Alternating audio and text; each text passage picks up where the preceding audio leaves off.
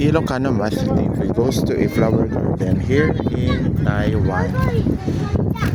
Hindi ko ma-pronounce yung name ng flower garden, pero ito nga siya. Tingnan natin kung gaano maganda ang flower garden nila dito sa Taiwan.